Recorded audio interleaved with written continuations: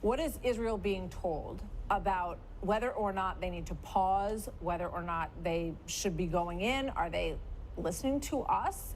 How involved are we in that decision? Well, we have our top generals from CENTCON who conducted the Iraqi house-to-house, firefight, if you will.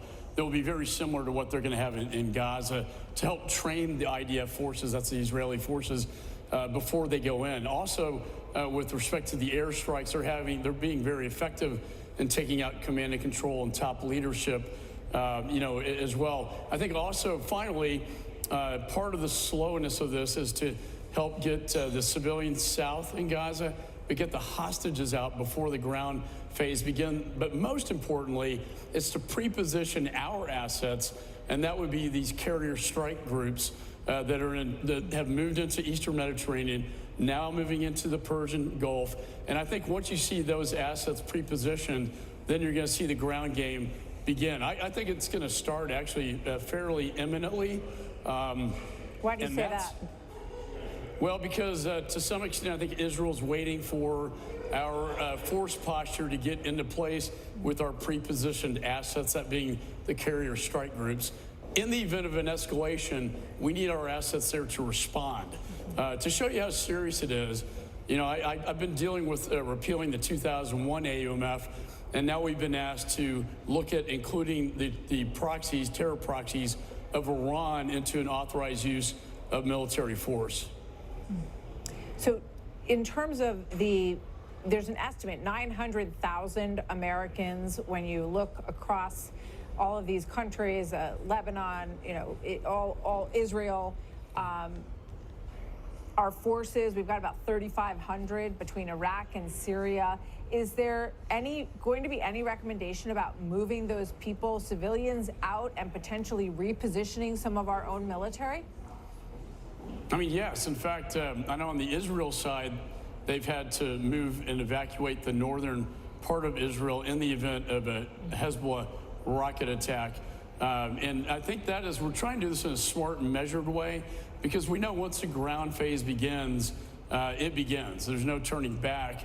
And that's why we want to make sure we have all the pre-positioned assets to respond in the event of an escalation, which would be the worst case scenario of a two-front war between Lebanon and Hamas in Gaza. Is there any suggestion that you are listening to that if there's a large release of hostages, that Israel might forego the ground invasion into Gaza? I don't think so. I mean, they just experienced their 9/11. It's at the kibbutz on the border of Israel and Gaza. They got massacred, including the children who were beheaded, by the way. And I asked the Israelis to release the photos of the burned bodies and the children.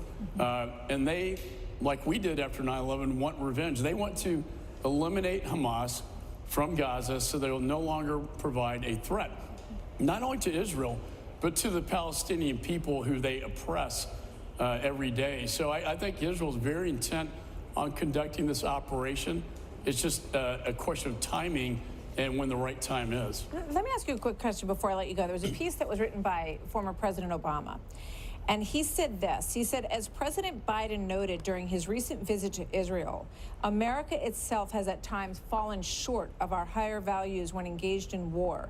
And in the aftermath of 9/11, the U.S. government wasn't interested in heeding the advice of even our allies when it came to steps we took to protect ourselves against al-Qaeda. And he goes on to say that he understands the rage that Israel feels right now, but he's urging caution when it comes to the human costs. And he talks about the thousands of Palestinians who have been killed. What would you say to that, Chairman?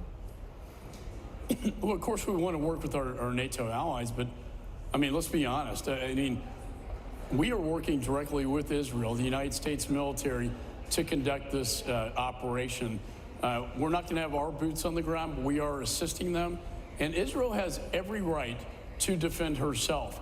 And whether it's the former President Obama to the UN Secretary General, this narrative that somehow Hamas is the victim, when in fact they were the perpetrator of a very grotesque massacre, I think it's very dangerous territory. And I knew this narrative would start. I just didn't think it'd start so soon. Okay, we're going to let you go. I know you have the briefing.